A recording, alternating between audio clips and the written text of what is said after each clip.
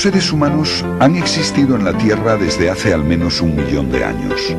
A lo largo de todo este tiempo, la población aumentó muy despacio, para acabar creciendo en los últimos 200 años de forma vertiginosa.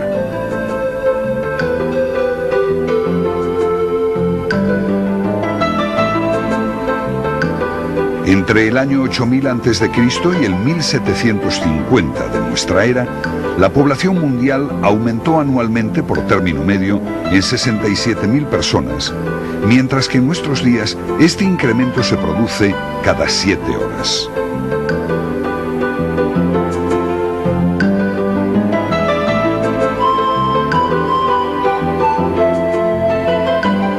La población actual es el resultado de una dinámica demográfica en la que intervienen procesos como el desarrollo económico diferencial, la mortalidad catastrófica, los avances de la medicina y la movilidad espacial.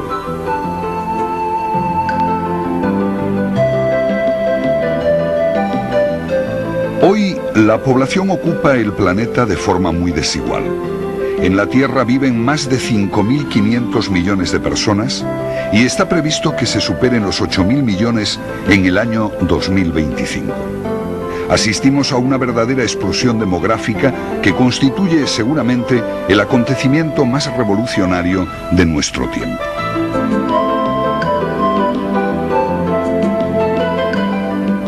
Junto a verdaderos hormigueros humanos existen grandes vacíos demográficos. Se explican fundamentalmente por razones de tipo económico y climático.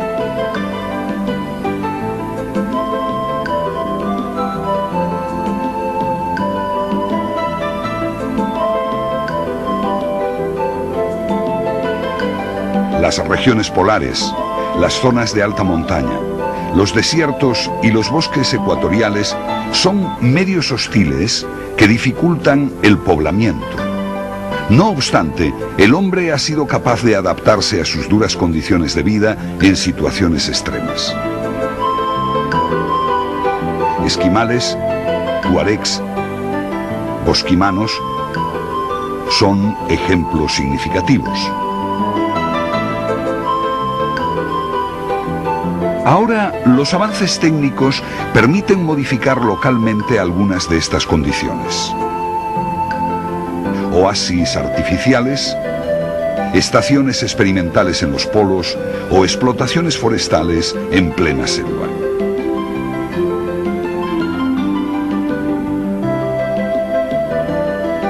La mitad de la humanidad vive en la zona templada del hemisferio norte, con las mayores concentraciones en la fachada occidental de Europa, cuenca mediterránea, costa oriental de América del Norte y este del continente asiático. Son zonas de grandes densidades de población por diferentes causas. En los casos de Europa y América del Norte, por una fuerte y temprana industrialización. Y en el continente asiático, por una agricultura tradicional de carácter intensivo y por el impacto de procesos industriales recientes.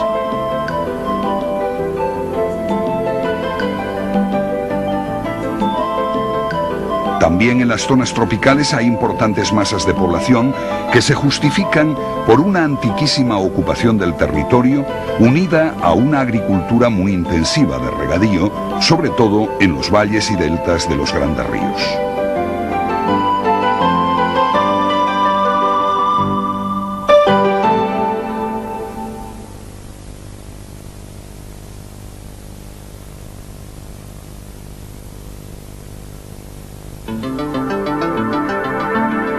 La diferencia entre los que nacen y mueren y el peso de los movimientos migratorios explican el crecimiento de la población. La natalidad es un hecho diferencial que se relaciona con aspectos sociales, económicos y comportamientos religiosos culturales. Sus tasas más altas corresponden a los países del tercer mundo por el subdesarrollo y la especial incidencia de la religión.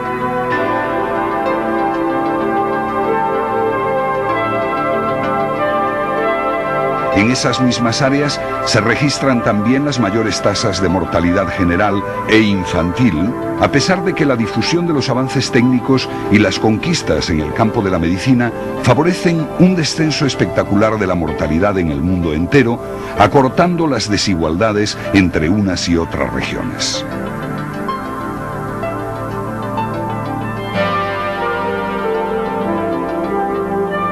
Una de sus principales consecuencias es el aumento de la esperanza de vida, aunque todavía existen diferencias que van desde los 44 años en los países menos evolucionados a más de 78 en los más desarrollados.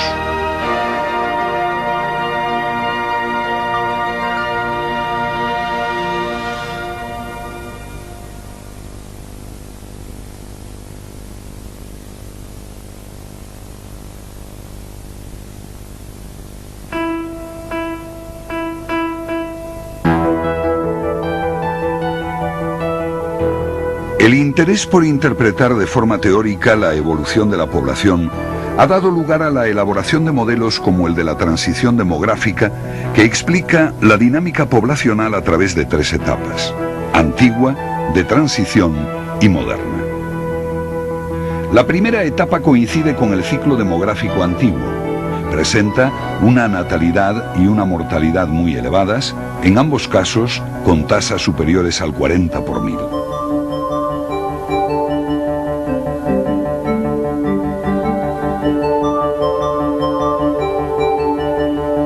Son frecuentes episodios de mortalidad catastrófica debidos a guerras, epidemias y crisis de subsistencia por malas cosechas e ineficacia en la comercialización de los alimentos. Todo ello limitaba el crecimiento de la población. La esperanza de vida era muy baja y la mortalidad infantil especialmente elevada. Por eso era obligado tener un gran número de hijos. Esta fue la situación generalizada en Europa hasta finales del siglo XVIII. El comienzo de la revolución agrícola permitió una mejor alimentación y el alejamiento del fantasma del hambre.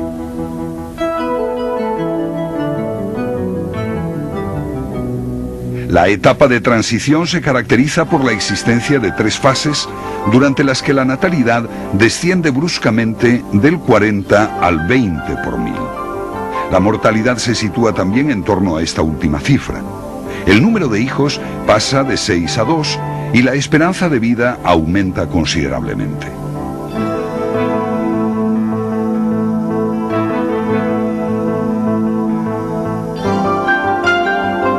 La primera fase de la etapa de transición coincide con el ciclo demográfico moderno y la primera revolución industrial.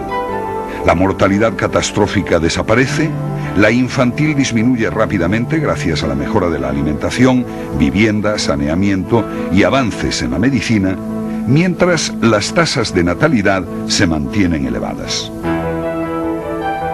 En la fase intermedia, la mortalidad desciende aceleradamente y la natalidad empieza a disminuir. Es el periodo de explosión demográfica en el que la emigración fue la única espita que sirvió de válvula reguladora al crecimiento poblacional. Millones de europeos se dirigieron hacia espacios poco poblados de otros continentes.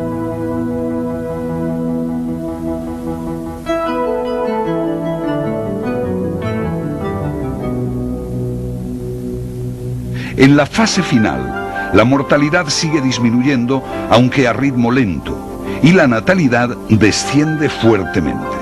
El crecimiento de la población es muy pequeño.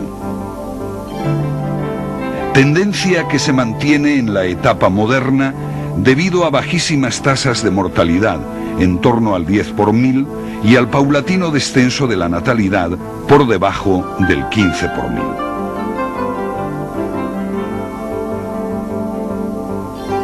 Ahora, la débil mortalidad y el aumento espectacular de la esperanza de vida favorecen el envejecimiento de la población. El crecimiento se estanca y en situaciones extremas se entra en una fase regresiva en la que las tasas de natalidad y de fecundidad no aseguran el relevo generacional. Se inicia entonces una etapa de involución demográfica.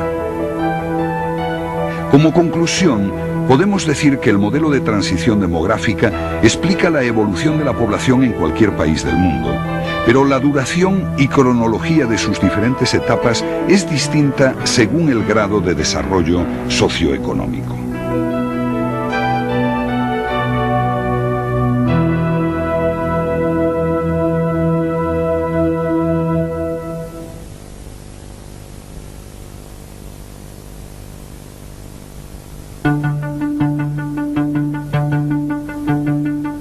El contraste entre el fuerte crecimiento demográfico del tercer mundo y el estancamiento poblacional de los países desarrollados da especial relevancia a los movimientos migratorios.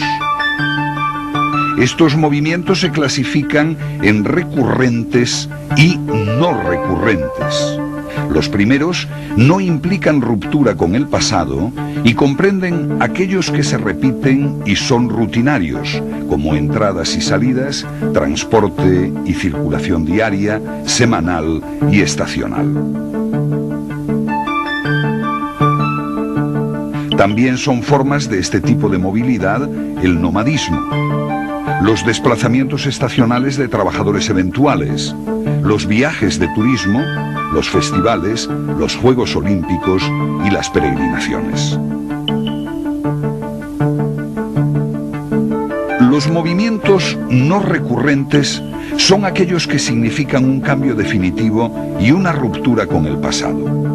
Suponen la interrupción de las actividades en un lugar y su reorganización en otro.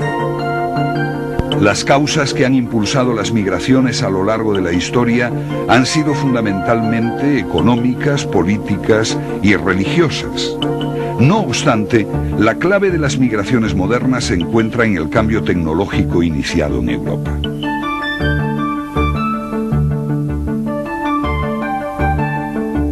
A partir de los siglos XVI y XVII, el mundo empezó a convertirse en una gran red migratoria regida por un único grupo de estados tecnológicamente en vanguardia.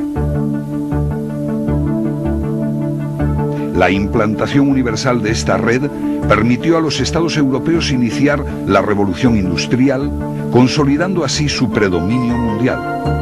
Entre 1800 y 1924, cerca de 60 millones de europeos abandonaron el continente.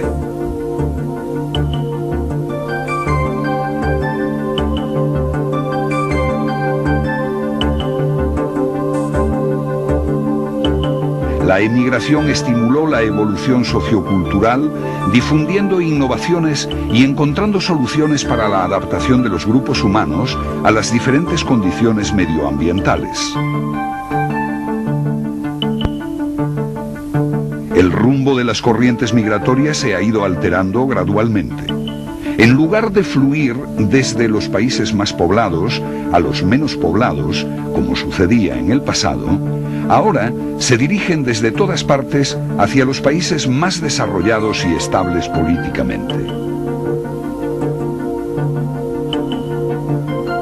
En definitiva, los desplazamientos de población reflejan la imagen de un mundo en plena transformación política y económica, donde las ciudades polarizan los flujos migratorios y encuentran en ellos la principal razón de su crecimiento.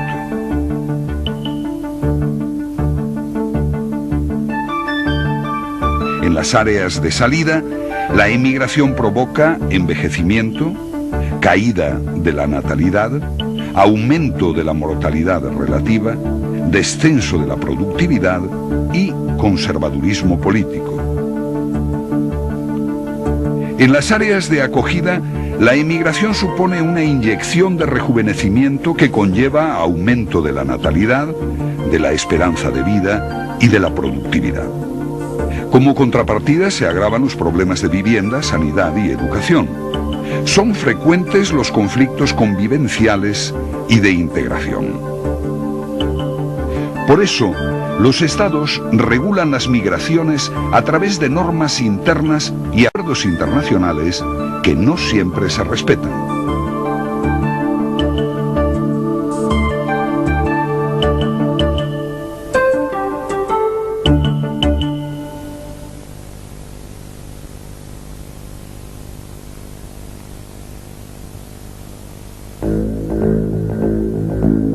La importancia del hecho demográfico por sus implicaciones políticas, económicas y sociales de todo tipo convierten al estudio de la estructura de la población en un motivo central de interés.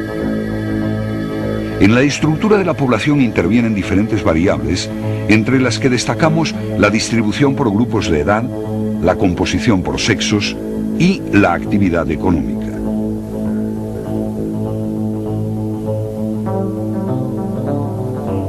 Todas ellas son variables que pueden ser observadas a través de las pirámides de población que muestran el estado de una sociedad en un momento dado.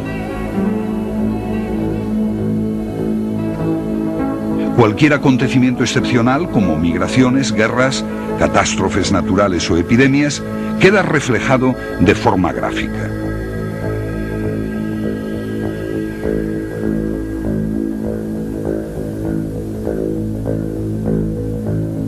La simple forma de la pirámide indica si la población es progresiva, estable o regresiva. La primera es la de base más ancha. Corresponde a una población joven de elevada fecundidad, altas tasas de natalidad y mortalidad moderada. Es el caso de la mayoría de los países subdesarrollados, donde la población se duplica cada 20 años.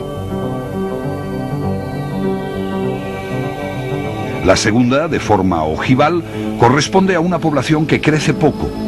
La base es más reducida que en el caso anterior y existe menor diferencia entre jóvenes y adultos.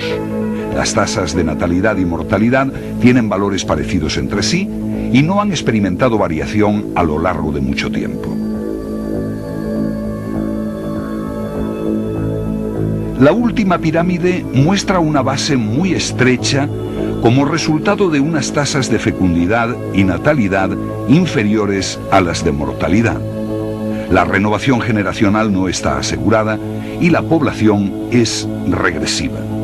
En esta situación se encuentran la mayoría de los países desarrollados.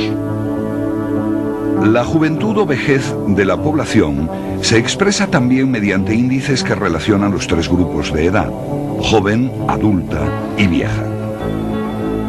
En general se considera población joven cuando los menores de 15 años representan el 35% o más de sus efectivos, y vieja cuando los mayores de 65 años suponen el 10% o más del total.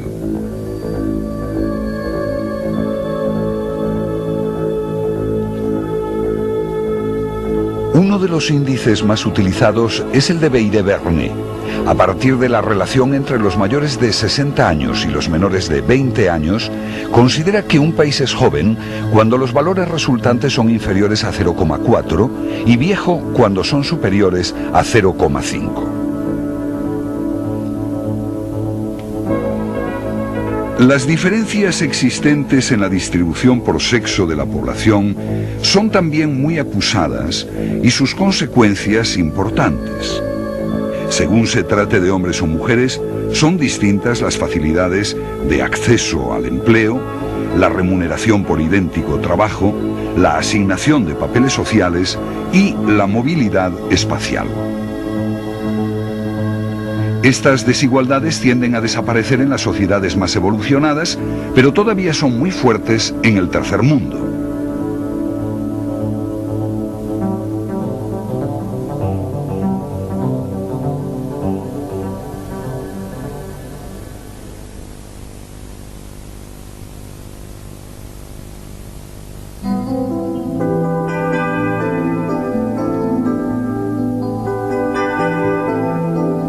La necesidad de corregir los desequilibrios entre población y recursos y el deseo de mejorar los niveles de bienestar son las principales motivaciones que impulsan las diferentes políticas de población. Ya Malthus, a finales del siglo XVIII, destacó por primera vez los graves problemas que amenazaban a la humanidad si la población crecía más deprisa que los recursos económicos.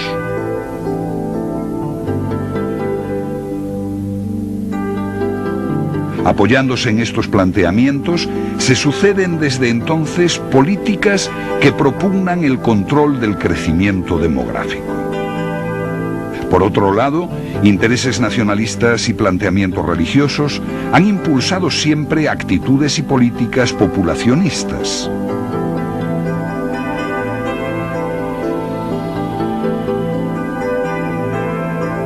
Hoy se considera que la población mundial no crecerá indefinidamente, sino que entrará en una fase de estancamiento generalizado y de posterior envejecimiento en la segunda mitad del siglo XXI. En los países desarrollados fuertemente envejecidos, se pasa de favorecer el control de natalidad, la despenalización del aborto y la esterilización, a estimular el aumento de la fecundidad con medidas como incentivos financieros, deducciones fiscales, ayudas en especie y permisos de paternidad.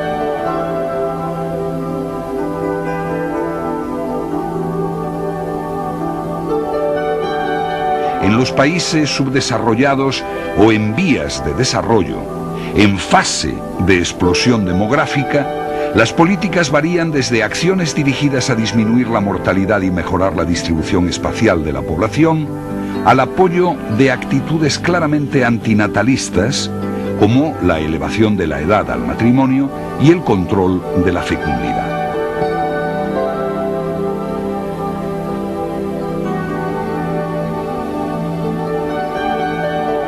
En cualquier caso, distribución desigual de la población y crecimiento demográfico constituyen dos de los principales desafíos a los que tienen que hacer frente las sociedades actuales.